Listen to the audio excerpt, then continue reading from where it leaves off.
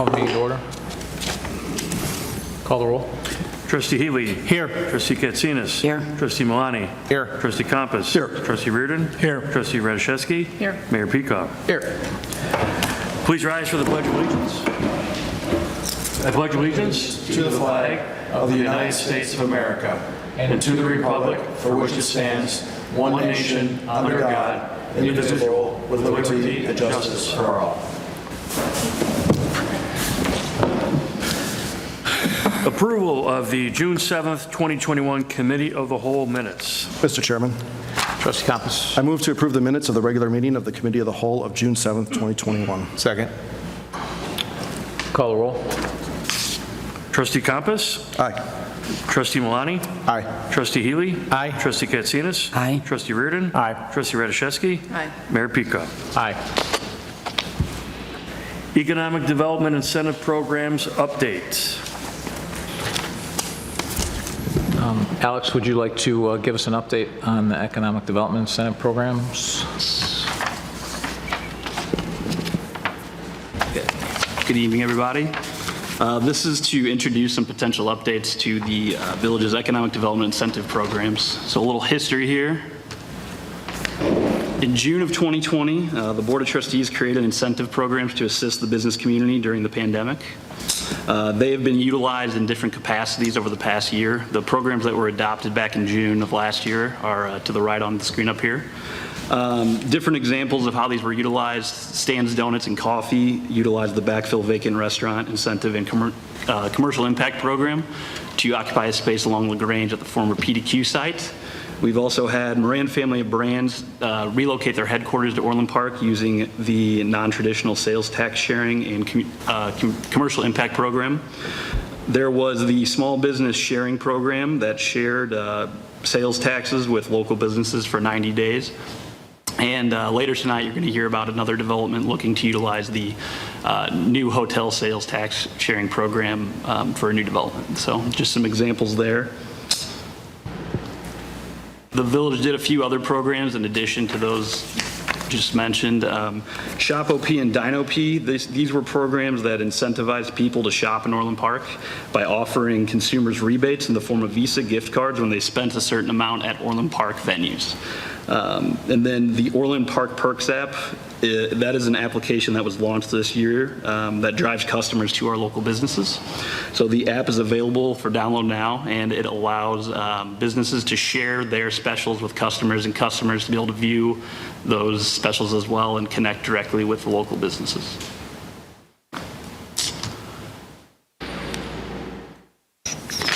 So, at the request of village leadership, we've put together some potential updates to the incentive programs.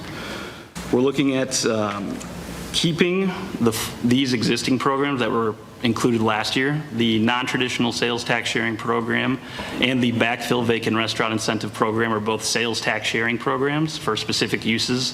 The first one with industrial to quasi-industrial type users, and the second one with restaurants that are looking to come in and backfill a currently vacant restaurant. The hotel incentive program for new hotels allows a new hotel development to come in and share in the occupancy tax that they generate at their new location. The commercial impact program reduces the fees that they have to pay to development services at the village related to permits, water tap fees, and that they can make that payment at the point of occupancy instead of at the initial point of pulling that permit. And then the advanced manufacturing incentive program is a property tax exemption where the user that is either expanding or building new can receive a partial property tax reduction for the village's portion of property tax. We've also drafted a couple of new programs that we're introducing. The first one is the commercial office incentive program. This is similar to the advanced manufacturing program, and that is a similar property tax exemption. A commercial office that was looking to invest starting at and above $2 million can participate in the program and receive a reduction on the property tax they have to pay to the village's portion. And then the outdoor dining expansion program is another program we've created. It allows for the sharing of sales tax above the increment for that restaurant, which is the average of the last 3 years for them. And then it also includes 100% permit fee waiver for the fees that they have to pay to development services, as well as some relaxed parking space requirements depending on the situation. So that is the brief overview of those programs, and we're happy to answer any questions or take your feedback. Mr. Chairman? Trustee Malani? Just a quick question. The outdoor dining expansion idea, does that include what we've been doing with the tents during COVID, or is this going to be more permanent outdoor seating? I believe the intent's for permanent. Correct. Yeah. The intent is for permanent, because obviously the solution of continually getting tents every year for your parking lot is not probably the preferred solution, the preferred long-term solution, because it's been well-received, I think. Right. And I think the restaurants are seeing that it's been well-received, is to give them the opportunity to expand and make it permanent. Sure. So that we don't have to go through that every year with the tents and all of that. I think that's the intent. Yeah, I think, there was, it seems like a lot of people enjoyed the temporary seating, and that's why I was wondering, because if we're moving towards something more permanent, hopefully we'll get traction with that, because it seems like the tents are kind of wearing off, people are wanting to go back in the restaurants now, so. Okay, thank you. Mr. Chairman? Trustee Healy? Alex, we left, from that original incentive list, we left off the sales tax sharing for small businesses. Was that effective or used? And now it looks like we're just leaving it with the dining for that. So that was specifically for, I believe, a 90-day period, right at the beginning when these incentives were introduced, to where local businesses were able to, for 90 days, share in the sales taxes they were generating. It was meant to be more of a boost to local businesses during that difficult time versus something that would continue on and on and on. So more of a boost to give them some cash at a time when they really needed it. I know we've heard from a lot of businesses saying how helpful it was. I know we had a business retention expansion meeting not too long ago where the business mentioned that they used those funds to invest in their marketing when they had originally cut back on that, and it helped them even grow their sales during that difficult time. So just an example of one way it was utilized by a local business. So it's more of an emergency basis type of I believe thing. that was the intent. Okay, thanks. Mr. Chairman? Trustee Radiszewski? How long is the program for the commercial office, the tax program? It can be for up to 10 years and up to 50% of the village's portion property tax cut. And is that the same for manufacturing? Yeah, pretty much every deal that involves either property tax cut or sales tax sharing can go up to 10 years. Okay, thank you.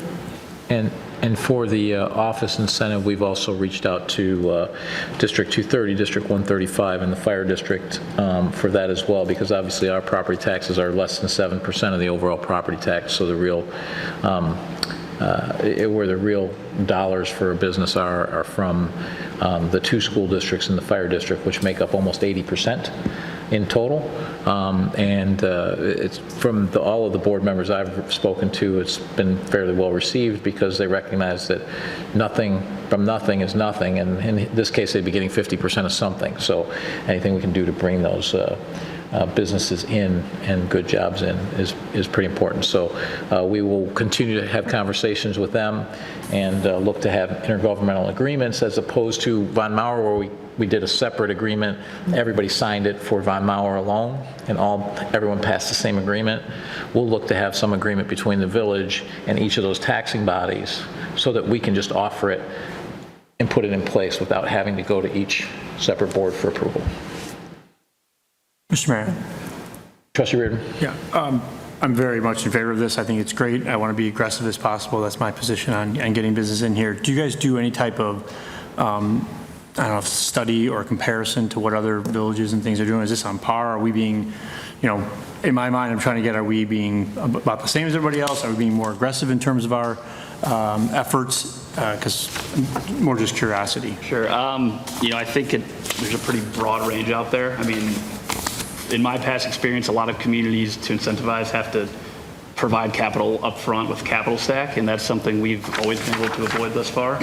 So I don't know that I've seen a ton of communities be as proactive as we've been during COVID, but it's been well received, and we've seen some great projects come along through it. How do we advertise this? I mean, I saw this sitting on my, Yeah. So, sorry, this brochure is just a draft that we've put together. Thanks to Nabia and her team, wherever she is, for helping us put this together, just to give you an example of what we can have. But what's worked is we've previously built buildop.org, which is a website that development community can come to and look at, and we have a page on there. So once these are formally adopted, we'll update that page. And a lot of it turns into individual interactions with developers or at different functions as well. So great. Developers tend to ask whenever they reach out to us what's available to them, and so we point out what's available to them. I would say that we're pretty aggressive overall relative to most, although some of these programs mirror individual programs that other towns are doing that have been successful, but most towns aren't doing all of this, I think is fair to say. Mr. Chairman, I have another Shevsky. question. Sorry, Alex. So you were saying that some of those tax incentives, businesses are using it for marketing purposes, and I know that we have that Build Orland Park app. I haven't seen too much about it. I mean, what are we doing to promote it to them and promote it to the public? I saw it initially, but I haven't seen anything, or has there been updates as far as businesses, and is there a cost for Yeah, them to participate? I'll have to connect with our marketing team to kind of figure out some of those answers. I don't know them off the top of our hand of what the interaction has been and how many users have been downloaded and things like that. I believe it was released in May. Yeah, so I think we're still really early on, and we'll continue to promote it at events that we have both in person and through our digital marketing. Can you include that in our monthly reports? It'll go into the monthly report, absolutely. Great. Thank you. Mr. Chairman. Trustee Compass. So I'm a big fan of these programs. I particularly like the win-win structure where they're performance-based, and it helps mitigate the risk of the village and hopefully increases revenues for both the participating businesses and the village. My question is, what are we doing to proactively promote this, especially to businesses that may not yet be part of the Orland Park community? Sure. So just to give you an example,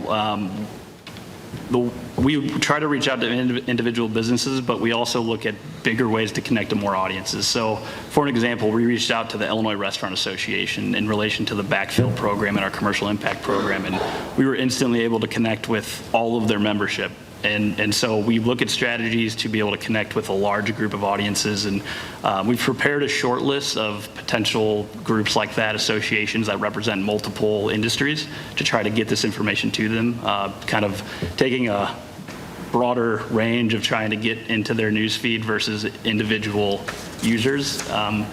Specifically for some commercial office and advanced manufacturing, there's some statewide programs that will tell you when there's people looking for certain things, and we actively submit sites and market our information for those.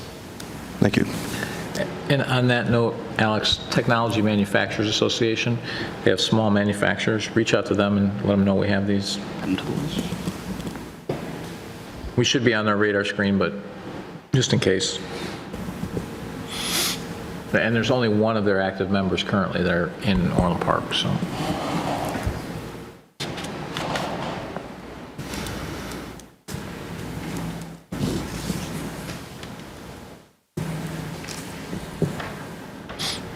Any other questions?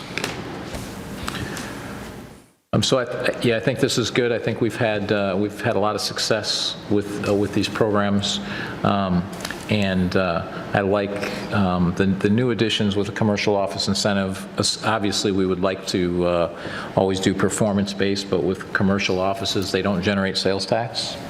So we needed to think outside the box, and we used Von Mauer. And Von Mauer obviously had some sales tax, but it also had this as well because we had to bridge the gap, and that's why we're reaching out to the other organizations. And the outdoor dining has been so well received. I think we should try and make it permanent rather than do a temporary annual solution.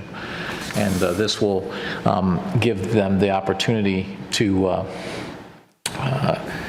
Give all those businesses the opportunity to recapture any additional sales dollars that they get from this and use it towards their capital expenses. So I think it's a good program. So thanks, Alex.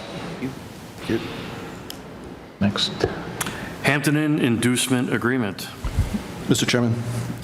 Trustee Compass. I move to recommend to the village board approval of a transient occupancy tax and sales tax sharing inducement agreement with Wrigley Hospitality Incorporated as outlined above, pending final approval of all village planning, zoning, and building requirements.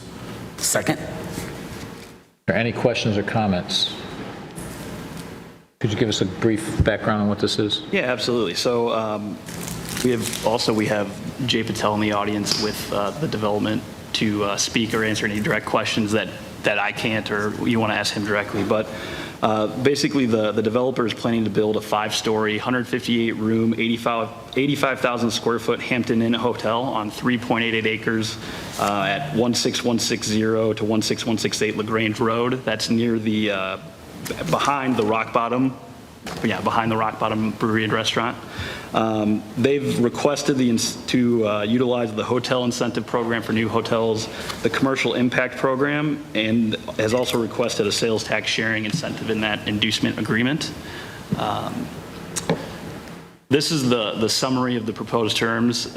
It's estimated to be a $15 million project. And then you have the 40% sharing of the village's portion of the occupancy tax, 50% sharing of sales tax, and the 10-year term is consistent with what we've done with other previous deals using other similar programs.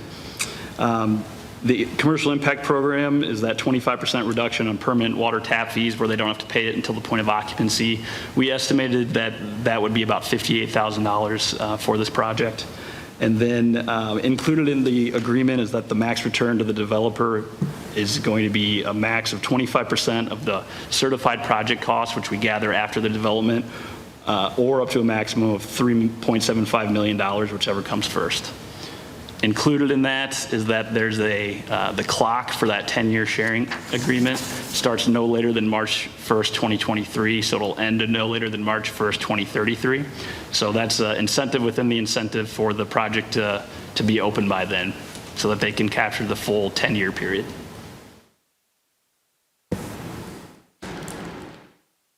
So I'll add to this. This project has been ongoing since before I arrived as mayor.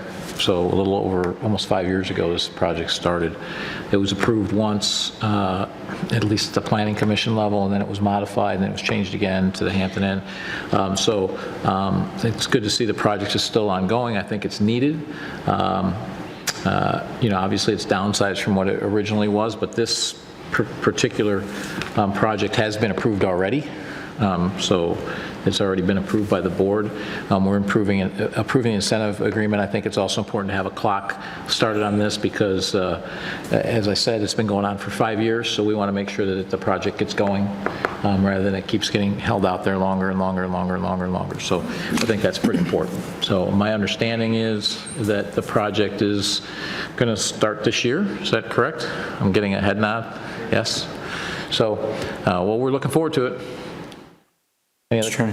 Trustee Reardon. What are, it said 25 to 30 jobs. Are those full-time jobs? Are those at the hotel, cleaning, people working the front desk, all that? Exactly. That's the estimate they shared with us. Okay. Yeah, the FTE is the full-time equivalent jobs. Yeah. Gotcha. Any other questions? I have a question, Mr. Chairman.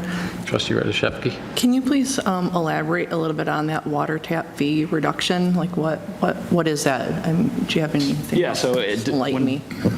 You want to take that one or?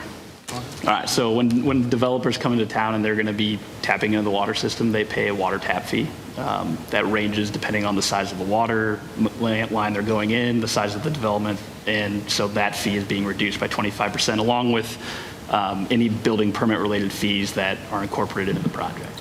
Thank you. Any other comments? Call the roll. Trustee Compass. Aye. Trustee Katsinas. Aye. Trustee Healy. Aye. Trustee Milani. Aye. Trustee Reardon. Aye. Trustee Rashevsky. Aye. Mayor Pico. Aye. Anybody want to comment tonight? I'll entertain a motion to adjourn the committee of the whole. So moved. Second. Call the roll. Trustee Compass. Aye. Trustee Healy. Aye. Trustee Katsinas. Aye. Trustee Milani. Aye. Trustee Reardon. Aye. Trustee Radishevsky. Aye. Mayor Pico. Aye. Adjourned. I'll see you at 7.